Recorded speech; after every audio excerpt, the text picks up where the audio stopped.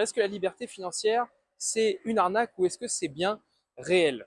Alors, avant de parler de la liberté financière, ce que je voulais vous dire, c'est qu'il faut faire une distinction très, très, très importante entre, d'un côté, la liberté financière et de l'autre, la richesse. La liberté financière, c'est le fait, en fait, de gagner de l'argent sans travailler sur une période donnée et avoir cet argent. Donc, ça peut être 1 an, 2 ans, 3 ans, 4 ans, 5 ans. Ça, c'est la réelle liberté financière. La richesse, après, ça, c'est une valeur qui est un peu plus subjective. Ça va dépendre de chacun. Alors, je ne sais pas pour vous, euh, quelle est cette valeur. Alors, certains, ça va être 10 000 euros, d'autres, ça va être 5 000 euros, d'autres, ça va être 1 million sur leur compte en banque. Enfin, il n'y a pas tellement de définition. La liberté financière, en tout cas, la définition est claire et c'est ce que j'aimerais que vous ayez en tête, c'est de se dire pendant combien de temps je peux vivre sans travailler et en ayant de l'argent qui rentre. Alors, l'objectif de cette vidéo, c'est pas juste vous dire c'est absurde ou pas. Je vais vous donner mon avis et je vais vous donner surtout des idées pour que vous puissiez atteindre votre liberté financière à vous. La première des choses, c'est qu'évidemment, la liberté financière, c'est pas un concept qui est absurde. C'est-à-dire que quand vous avez en tête la liberté financière et que c'est un de vos objectifs, c'est pas quelque chose d'absurde du tout. C'est-à-dire que ça va nécessiter des méthodes, effectivement, des choses que vous pouvez mettre en place. Alors moi, j'ai mis en place une méthode qui a fonctionné pour moi, mais je sais qu'il y a plein de méthodes qui peuvent fonctionner. Hein. C'est pas juste vous dire que je suis le meilleur et qu'il y a personne d'autre qui fait des belles choses. Non, non, il y a plein de personnes qui font des belles choses. Et donc du coup, moi, ce que je vais vous dire, c'est de mon expérience comment j'ai atteint cette liberté financière. Alors, la liberté financière, il faut le voir d'une manière simple. Vous faites un pas vers la liberté financière en fera deux vers vous.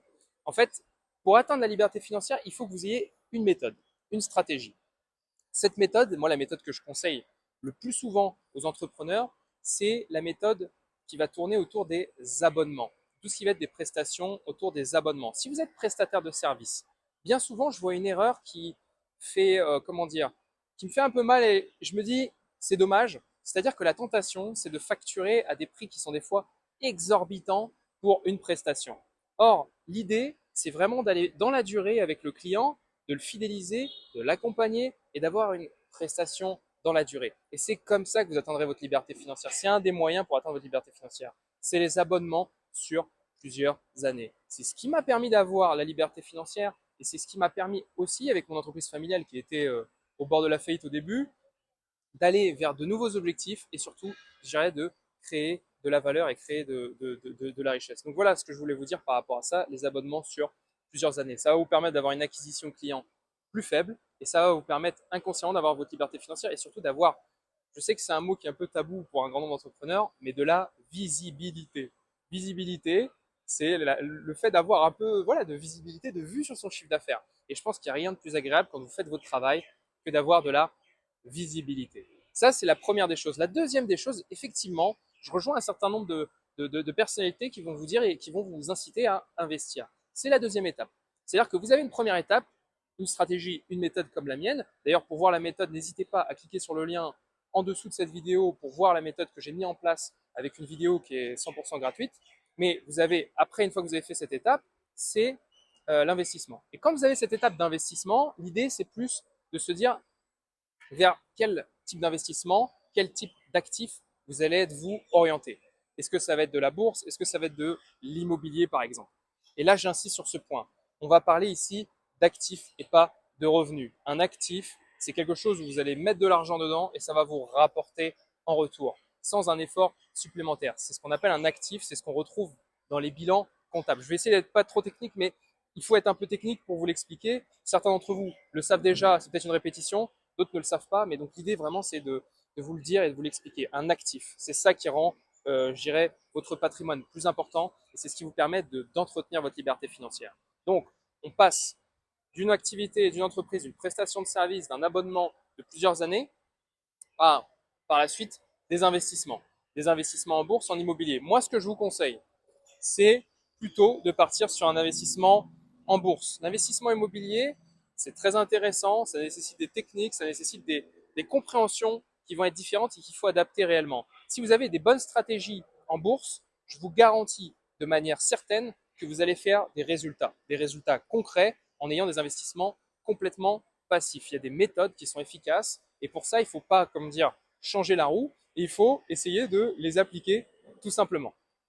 Après, ce que je voulais vous dire, une fois que vous avez fait l'investissement, il y a la dernière étape, c'est le mindset, l'entretenir. L'entretenir et le mindset, c'est cette étape qui va vous permettre de vous dire, OK, j'ai réussi à faire tout ça, maintenant je vais entretenir la machine. Donc, je gère.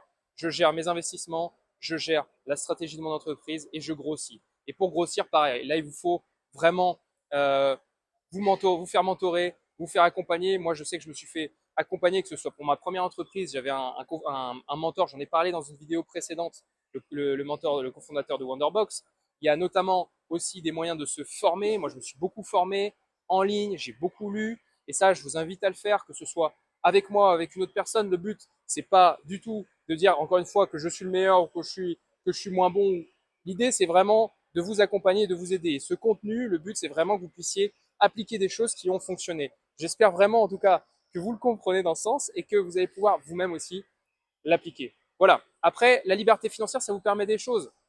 C'est pas forcément ça qui va vous rendre heureux. C'est un des éléments. Moi, vous voyez, par exemple, je suis à Dubaï aujourd'hui, je suis pour un salon professionnel.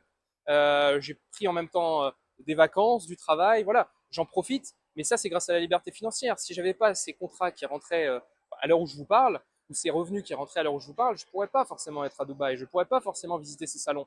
Or, et c'est la dernière étape, c'est un élément essentiel, les rencontres. Les rencontres que vous allez faire, les rencontres que vous allez faire sur des salons professionnels, les rencontres que vous allez faire avec des entrepreneurs.